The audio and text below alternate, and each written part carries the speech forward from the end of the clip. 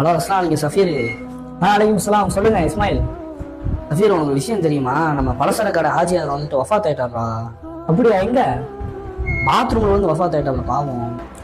சுபான் பாய், நம்ம பலசர கடை ஹாஜியார் தெரியுங்களா பாய்? சொல்லுங்க பாய், என்னாச்சு? அவர் பாத்ரூம்ல வஃபாத் ஆயிட்டாருங்க.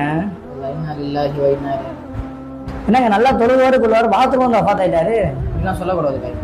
அல்லாஹ் குர்ஆன்ல எப்படி சொல்றான்? ஐனமா தக்கூன் யுத்ரிக்குமுல் மௌத் வலவ் குன்தும் ஃபீ புரூஜின் முஷய்யிதா. அல்லாஹ் மௌத் வரும் நாடினான்னு சொன்னா எங்க இருந்தாலும் உங்களுக்கு மரணம் வந்தே தீரும்னு சொல்றான். அது மட்டும் இல்ல, உறுதியாக கட்டப்பட்ட கோட்டை இருந்தாலும் சரி. இப்போ பாத்ரூம் என்பது அல்லாஹ்வுடைய வாக்குறுதி வந்துருச்சு. மனுஷன் எந்த இடத்துல மௌத்தா போறதுன்னு பார்க்கக்கூடாது. அவர் எந்த நிலைமையில மௌத்தா போனார் என்பது அல்லாஹ் மட்டும்தான் அறிவான். அல்லாஹ் தஆலா ஒரு மனிதனுக்கு மௌத்த நாடினான்னு சொன்னா ஜஅல இலைஹி ஹாஜத்தன், அதன் பக்கம் ஒரு தேவை அல்லாஹ் உண்டாக்குறான். அது எந்த இடமா வேணா இருக்கலாம். பெருமானார் ஸல்லல்லாஹு அலைஹி வஸல்லம்